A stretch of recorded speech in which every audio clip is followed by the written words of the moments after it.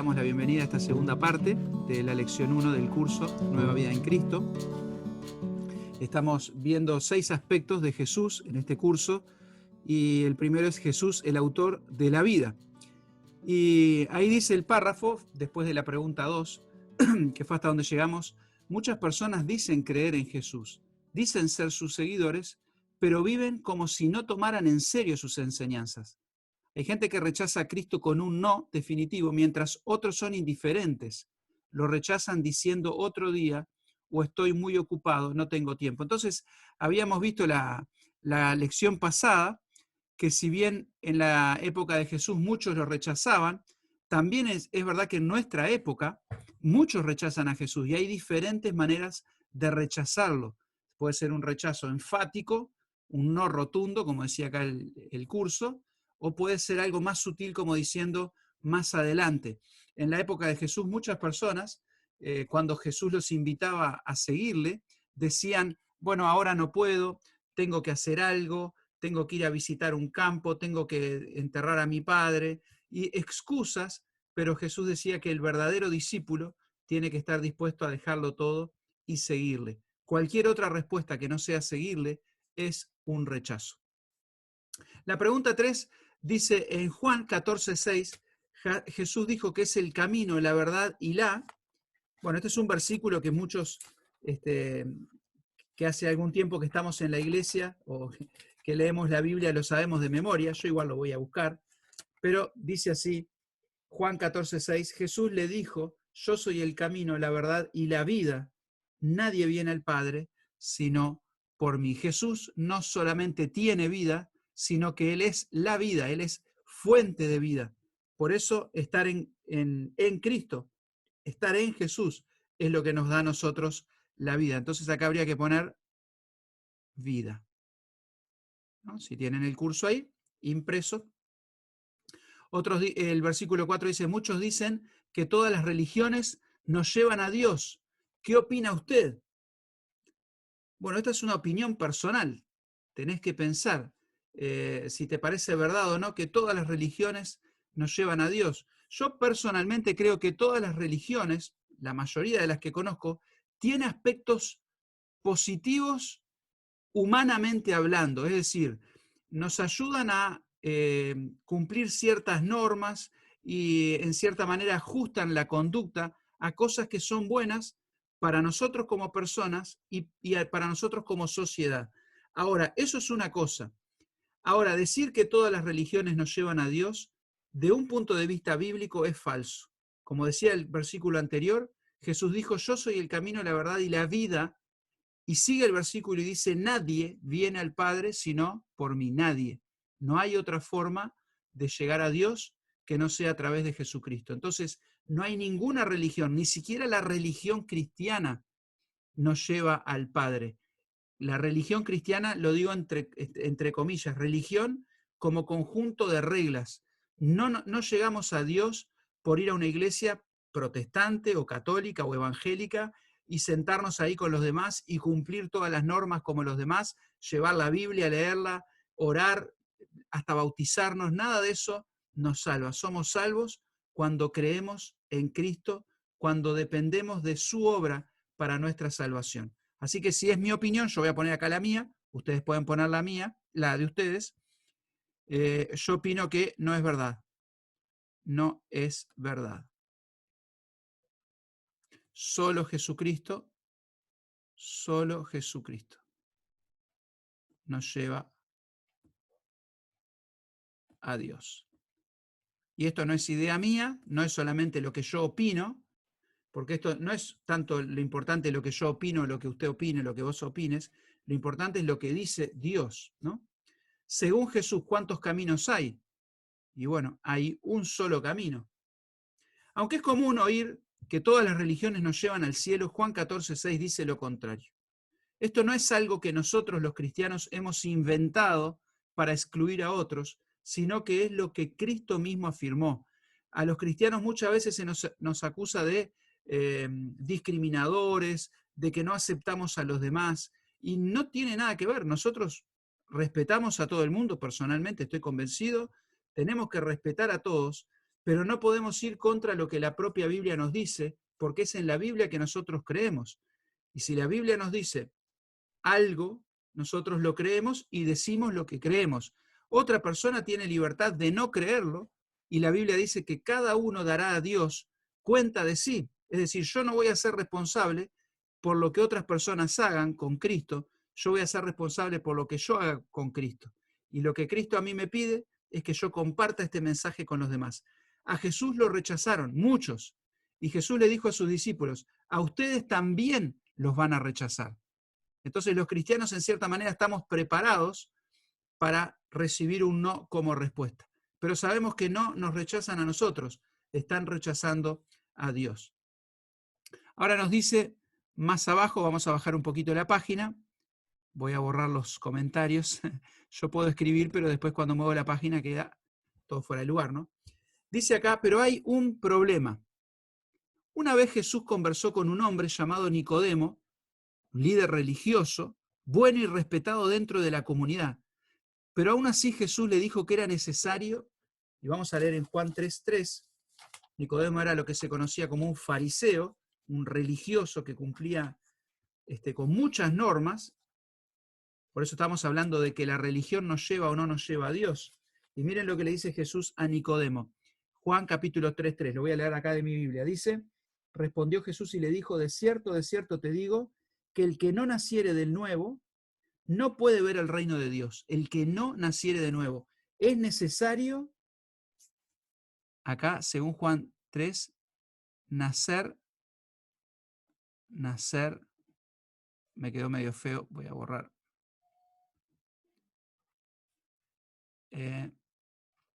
Nacer de nuevo. ¿Ah? Acá abajo sigue diciendo, nacer de nuevo. ¿Por qué? ¿Cómo? ¿A qué se refería Jesús cuando habló de nacer de nuevo? Bueno, y acá es para pensar un poco. Acá Jesús habla de un nacimiento, que es el nacimiento cuando nacemos como seres humanos del vientre de nuestra madre. Y Jesús, cuando le dice eso a Nicodemo, Nicodemo le dice, pero ¿cómo entonces tengo que entrar de nuevo en el vientre de mi madre y nacer? Y Jesús le deja claro que no se está hablando de un nuevo nacimiento físico, sino que es un nuevo nacimiento espiritual. Y acá en el siguiente versículo que tenemos para leer, Efesios 2:1, nos deja claro por qué necesitamos nacer de nuevo. Efesios 2:1, si ustedes tienen Biblia, yo les invito a que lo lean en sus Biblias, no solamente escucharme a mí. Dice, y Él os dio vida a vosotros cuando estabais muertos en vuestros delitos y pecados. La muerte espiritual es la separación del hombre de Dios. Todos nosotros estábamos, vamos a poner acá, muertos en delitos y pecados. Y en el versículo 3 dice, entre los cuales también todos nosotros vivimos en otro tiempo, en los deseos de nuestra carne, haciendo la voluntad de la carne y de los pensamientos, y éramos por naturaleza hijos de ira, lo mismo que lo demás. Éramos hijos de ira. Y esto es muy importante pensarlo. Cuando la Biblia se refiere a muerte espiritual, hay dos tipos de muerte que nosotros podemos comparar. Algunos hermanos, que yo aprecio mucho, dicen que un muerto no puede hacer nada, que un muerto no puede sentir, que un muerto no puede pensar, que un muerto espiritual solamente puede esperar que Dios le dé vida, y enseñan que prácticamente Dios nos da vida para que nosotros podamos entregarnos a Él. Es una posición muy conocida dentro de algunos grupos, y ellos hacen referencia o toman la muerte como ejemplo de Lázaro, que estaba muerto y Jesús lo llamó a vida. Pero hay otro sentido en el cual la Biblia habla de muerte que tiene que ver no tanto con alguien que no puede hacer nada, sino con alguien que está separado de Dios. Y yo personalmente creo que la muerte espiritual tiene que ver más que nada con eso, con estar separado de Dios. Cuando Dios le dijo a Adán y Eva en el jardín de Edén, sobre el árbol de la ciencia del conocimiento del bien y del mal, le dijo, no comeréis de él, porque el día que de él comiereis, ciertamente morirás. Y cuando nosotros leemos el relato, vemos que Eva comió del fruto, Adán comió del fruto, y no murieron físicamente, pero sí se produjo una muerte espiritual, una separación de Dios. Ellos no perdieron la capacidad de pensar, no perdieron la capacidad de sentir, pero sí perdieron la comunión con Dios. La parábola del hijo pródigo, después que el hijo se va de la casa y hace todo lo que hace, eso lo pueden leer en Lucas 15, desperdicia el dinero del padre, termina con los cerdos, ahí vuelve en sí y el hijo toma una decisión y dice, voy a volver a casa de mi padre, voy a pedir trabajo como un jornalero, por lo menos, y cuando él se encuentra con el padre lo recibe con gracia, no dándole lo que merece, sino dándole lo que no merece, y misericordia, lo hace nuevamente su hijo, lo coloca en el lugar de hijo, le da el anillo y hace una fiesta. Y lo que yo quería destacar es que cuando el padre hace la fiesta, vuelve el hermano mayor, que nunca se fue de la casa, y le recrimina al padre que haya hecho esa fiesta, y el padre dice una frase muy interesante. Dice, es necesario hacer fiesta porque mi hijo muerto estaba y ha vuelto. Él era muerto. Lo pueden leer ahí en Lucas capítulo 15, 31 dice, entonces le dijo, hijo, tú siempre estás conmigo y todas las cosas son tuyas, mas era necesario hacer fiesta y regocijarnos, porque tu hermano era muerto y ha revivido, se había perdido y es hallado. Entonces no es que la muerte necesariamente implica que no podemos pensar o no podemos querer o ansiar nada, sino que estamos separados de Dios. Y es verdad que el hombre de su corazón solamente busca el mal. Pero hay un mensaje que es el mensaje del Evangelio, que cuando una persona lo escucha, ese mensaje es poder de Dios para salvación. Quiere decir que una persona al escuchar el Evangelio queda habilitada por Dios para poder responder a ese mensaje positivamente y recibir este regalo de la salvación. Es un tema que muchos se confunden con esto y discuten, pero yo creo que es algo bastante más sencillo. Es Dios ofreciéndonos a nosotros a través del Evangelio la posibilidad de tener una nueva vida, la vida eterna. En Cristo Jesús, Él nos dio vida. Sigue diciendo el curso, Efesios 2:3,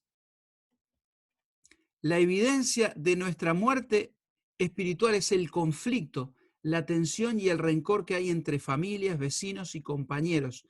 No logramos controlar los malos deseos. Con egoísmo y orgullo decimos, yo primero soy mejor, no soy tan malo como ellos.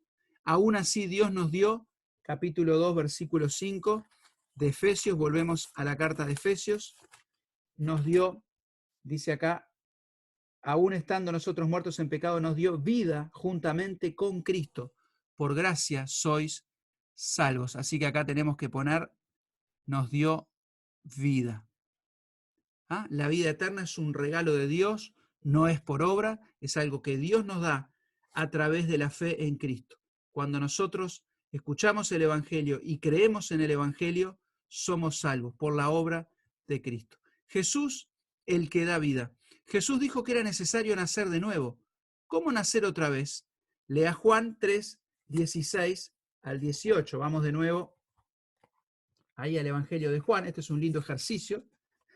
Capítulo 3, versículo 16 dice, porque de tal manera amó Dios al mundo, y acá se refiere a todo el mundo, como personas, no la Tierra, el planeta Tierra, las rocas, las montañas, sino al mundo en cuanto a las personas que habitan en el mundo, que ha dado a su Hijo unigénito para que todo aquel que en Él cree no se pierda, mas tenga vida eterna. Y acá está lo que decíamos recién. Dios entregó a Cristo para habilitar que toda persona que crea en Él no se pierda, sino que tenga vida eterna. Porque no envió Dios a su Hijo al mundo, sigue diciendo el versículo 17, para condenar al mundo, sino para que el mundo sea salvo por Él. El que en Él cree no es condenado, pero el que no cree ya ha sido condenado porque no ha creído en el nombre del unigénito Hijo de Dios. De manera que cuando nosotros escuchamos el Evangelio, escuchamos de Jesús, podemos creer en Él y tener vida. Mientras nosotros nos rehusemos a creer en Él, mientras nosotros rechacemos a Jesucristo, entonces permanecemos en condenación. Así que, ¿cómo no ser otra vez? Que dice Juan 3:16, creyendo en Cristo Jesús. Dios nos amó tanto que dio a su Hijo Jesucristo. ¿Qué es lo que Dios ofrece a través de Jesucristo? Dice acá, no se pierda, mas tenga vida eterna. Y por último dice, ¿quiénes son los que pueden tener vida eterna? Todos, o todo aquel, para ser literales, todo aquel que cree. Entonces, si vos estás escuchando este video y entendés que Jesucristo vino y se entregó por vos, como esa muestra de amor de Dios para nosotros, creyendo en Cristo, podés disfrutar de la vida eterna. Es lo único que nos puede salvar. No hay obra, no hay ofrendas que yo pueda dar, dinero, no hay actos buenos que yo pueda hacer. Es por fe en Jesucristo. Y como veíamos, es un regalo que recibimos sin merecerlo de parte de Dios, pero que tuvo un costo muy alto, que fue la muerte de Jesucristo en nuestro lugar. Seguimos bajando y dice más adelante el curso, es importante notar que la vida eterna no solo se refiere a nuestro futuro en el cielo, sino también a una nueva vida ahora. Juan 5:24 dice que el que cree ya ha pasado de muerte a vida. Es decir, la vida eterna no tiene tanto que ver con una vida prolongada, sino con una calidad de vida, la verdadera vida, la vida que Dios nos quiere dar, la vida que Adán perdió en el Edén y que a través de Cristo nosotros podemos recuperar. A través de la fe en Dios nosotros podemos recuperar esa vida eterna en Cristo Jesús.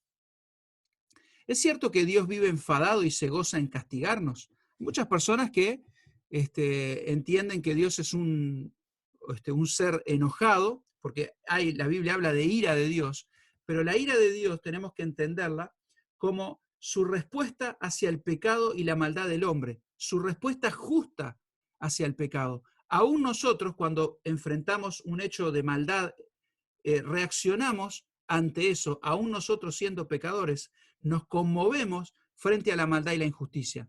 Dios, siendo santo, siendo perfecto y siendo amor, también reacciona frente al pecado del hombre, y esa respuesta frente al pecado es la ira. Dice más adelante este mismo verso que el que no cree en el Hijo, la ira de Dios está sobre él. El versículo 35 dice, el Padre ama al Hijo y todas las cosas ha entregado en su mano. El que cree en el Hijo tiene la vida eterna, mas el que rehúsa creer en el Hijo no verá la vida, sino que la ira de Dios está sobre él. No quiere decir que Dios está enojado, queriendo castigar, sino que Dios, siendo justo, va a castigar a todos aquellos que no acepten el perdón que Él ofrece en Jesucristo. Cuando estamos en Jesucristo, la ira de Dios ya no pesa sobre nosotros porque Jesucristo llevó la ira por el pecado cuando murió en la cruz, en tu lugar y en mi lugar. Pero si nosotros rehusamos creer en el Hijo, permanecemos todavía bajo la ira de Dios. Pero Dios no está deseando castigar, sino que Dios está deseando perdonar. Pero para poder perdonar, tiene que haber un sustituto, que es Jesucristo. O sea que acá podríamos poner, es cierto que Dios vive enfadado y se goza en castigarnos, y bueno, tenemos que poner que no, porque dice, no envió Dios al mundo para condenar al mundo. ¿Qué es lo que Dios desea?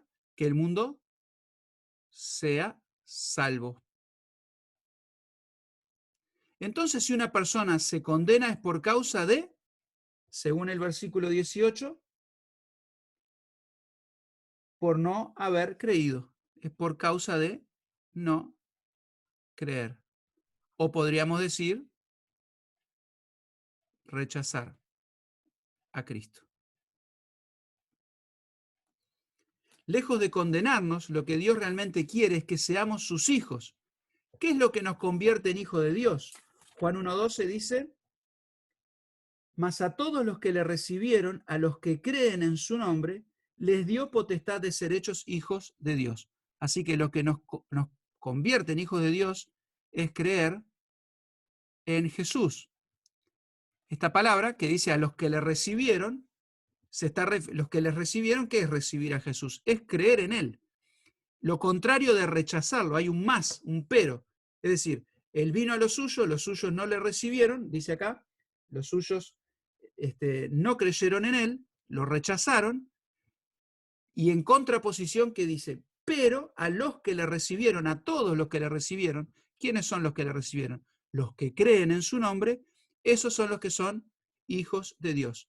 Entonces, ¿qué quiere decir creer o recibirlo? Pueden pensar, es simplemente poner nuestra confianza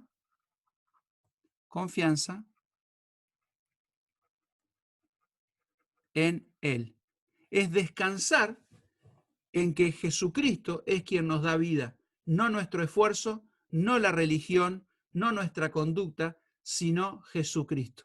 Cuando alguien me anuncia el Evangelio, lo único que yo puedo hacer es descansar en ese mensaje y confiar en Jesucristo para llevarme al Padre y darme vida. Es dejar de confiar en mí, en mis obras, en mi religión, en mi conducta, para confiar totalmente en Jesucristo para mi salvación. Dice más adelante: pare un momento para meditar sobre las implicaciones de esa lección. Y esto ya es personal. Yo acá lo voy a dejar para que cada uno lo piense. Dice, ¿cómo es su vida? ¿Cómo es tu vida? Siempre está bueno parar un poquito, vivimos en un ritmo muy agitado, siempre está bueno pensar. ¿Está cansado de tratar de vivir bien pero sin lograrlo? Muchas veces nuestra conciencia nos acusa, sabemos que no estamos bien, que no estamos haciendo las cosas bien, pero no sabemos qué hacer con eso. Y eso cansa. Por eso Jesucristo en un momento dijo, venid a mí todos los que estéis cansados, trabajados, cargados, y yo os haré descansar. Tratar de salvarte es una tarea no solamente imposible, sino también desgastante. La religión esclaviza, es un yugo que nadie puede soportar. Cuando Jesús vino a este mundo, los fariseos eran personas religiosas y que imponían cargas sobre las personas, y Jesús los reprende por hacer eso, porque dice, eso no es la manera. Y Jesús nos invita a venir a Él para poder descansar y poder encontrar en Él la vida que tanto anhelamos. Hasta ahora, ¿cuál ha sido su actitud hacia Cristo? Quizás puede ser indiferencia, quizás sabes que existe Jesús, escuchaste hablar de Él, pero no te importó demasiado. Quizás sí lo has rechazado. Hay muchas personas que tuvieron experiencias en alguna iglesia o en alguna religión donde fueron abusados de distintas maneras, manipulados, y ya no quieren saber nada del Evangelio, nada de Jesús. Es algo que hemos visto mucho. Puede ser una persona que has obedecido, que es lo que realmente tenemos que hacer, esto sería lo correcto. Hay personas que respetan, por ejemplo, hay maridos que sus esposas son cristianas y ellos respetan, las llevan a la iglesia, vuelven, pero, como dice acá, desde lejos, hay personas que no pensaron mucho en Él. Y la pregunta, ¿has recibido la vida que Cristo te ofrece? Ojalá que sí. Si es no, hoy es el momento de pensar. Quizás no estás seguro. Y acá la pregunta que nadie quiere hacer, pero la tenemos que hacer. ¿Qué pasa si hoy te toca morir? Si muriera hoy y fuera a pedir permiso para entrar al cielo y el Señor le preguntara, ¿por qué debo dejarte entrar al cielo? ¿Qué le dirías? Algunos pueden decir, bueno, yo fui bueno, fui buen esposo, fui buen padre, me porté bien en el trabajo. Eso no nos asegura la entrada al cielo. Fíjense lo que dice un poquito más acá. ¿Cómo asegurarse de tener vida eterna? ¿Cómo asegurarse de tener vida eterna? Primero tenemos que reconocer que somos pecadores. La Biblia nos enseña la ley de Dios. Y frente a la ley de Dios, todos somos hallados culpables. La ley de Dios dice, no mentirás, no robarás, no desearás las cosas de tu prójimo, prácticamente cada mandamiento nosotros lo hemos quebrado. No solamente la ley de Dios nos acusa, sino también nuestra propia conciencia nos acusa. Todos nosotros sabemos, aún sin nunca haber leído la Biblia, que hubo momentos cuando hicimos cosas que nosotros sabíamos que no teníamos que hacer e hicimos. Las personas que no conocen la Biblia también van a ser condenadas porque su propia conciencia le acusa. Pero hoy podés reconocer que sos pecador. Pecador quiere decir que has hecho cosas que ofenden a Dios. Pero no solamente hacer cosas, sino que tu condición y mi condición es de pecadores. Los pecados que nosotros cometemos solamente manifiestan nuestra naturaleza. Nadie nos enseña a pecar. El pecado se manifiesta a medida que vamos creciendo y es una rebeldía contra Dios. Y nosotros tenemos que reconocer ese pecado. Es el primer paso para poder ser salvos. Decide alejarse de sus pecados. El arrepentimiento tiene que ver con un cambio de mentalidad. Lo que yo hacía hasta ahora pensaba que estaba bien, pero frente a la ley de Dios entiendo que eso está mal. Y yo en realidad decidir dejarlo no me ayuda, porque yo no puedo dejarlo, pero tengo que entender que eso me separa de Dios. El arrepentimiento tiene que ver con un cambio de mentalidad hacia el pecado y no con cambiar mi estado de pecador, porque vos no lo podés cambiar, eso sería salvación por obras. No le podemos decir a las personas, deja tu pecado y después vení a Cristo, porque sin Cristo vos no podés dejar tu pecado, no te podés librar. Hay un libro famoso que se llama El progreso del peregrino, que te invito a que lo leas alguna vez, y es una metáfora, una alegoría de una persona que carga con el peso de su pecado y solamente lo pierde cuando llega a los pies de la cruz. Vos no podés cambiar, no esperes a cambiar para venir a Cristo, simplemente tenés que entender que tu pecado te condena. Tenés que creer que Cristo murió y resucitó en tu lugar. La obra de Cristo fue una obra completa. Él vino, vivió, demostrando que Él era Dios para dar testimonio de que Él es Dios, entregó su vida derramando su sangre, que la Biblia dice, la sangre de Cristo nos limpia de todo pecado, para que todo aquel que en Él crea no se pierda, como leíamos. Y tenemos que creer que la muerte de Jesucristo era mi muerte. Romanos 5:8 dice, Dios muestra su amor para con nosotros en que siendo aún pecadores, Cristo murió por nosotros. Tenés que creer que la muerte de Cristo fue en sustitución tuya, que Él murió en tu lugar. Y tenés que pedirle perdón a Dios. No te salva la oración, no te salva repetir una oración, te salva la fe en Jesucristo. Hay personas que quizás no oraron, pero creyeron. Pero sin duda, cuando una persona cree, el deseo más grande que tiene es de orar. ¿Qué es orar? Orar es hablar con Dios, decirle lo que estás sintiendo. Y acá hay una oración que nos puede guiar si es que sentimos el peso de nuestro pecado, sentimos la condenación. Y eso es una obra que el Espíritu Santo hace al escuchar el Evangelio. Vos hoy has escuchado el Evangelio. Escuchaste que sos pecador, escuchaste que Cristo murió en tu lugar, escuchaste que la muerte de Cristo te puede salvar, que la sangre de Cristo te limpia de todo pecado. Entonces en este momento podés poner tu confianza en Jesús. Y dice así, querido Señor Jesús, sé que soy pecador y que necesito tu perdón. Creo que tú moriste por mis pecados. Quiero alejarme de ellos. Me arrepiento de mis pecados y te pido perdón por ellos. Ahora mismo te invito a que vengas a mi vida. Confío en ti como mi Salvador y te seguiré como mi Señor. Gracias, Señor, por salvarme. Quizás hoy sea el día donde alguien que nos está mirando pueda entender que es pecador y que Cristo lo puede salvar. Quiero terminar con una oración. Querido Dios, te damos gracias por esta manera que tenemos de comunicarnos a través de esta pantalla, Señor, pero sabemos que tu palabra no tiene estas barreras, tu palabra es viva, es eficaz, tu palabra obra en los corazones. Y Señor, te pido que en este momento, si hay algún amigo escuchando este mensaje, pueda entender su real condición espiritual, pueda entender que es pecador, que necesita salvación y que solamente Cristo, con su muerte en la cruz, nos puede dar vida eterna. Pedimos que nos ayudes a entender estas verdades y a poder seguir creciendo en la fe en Cristo, a conocerle más y a poder seguirle. En nombre de Cristo Jesús oramos. Amén. Muchas gracias por habernos seguido. Les invitamos a suscribirse a nuestro canal para poder seguir estudiando la Biblia en diferentes maneras. Nuestros cultos los jueves, los domingos, también estos estudios del curso Nueva Vida en Cristo. Que Dios les bendiga.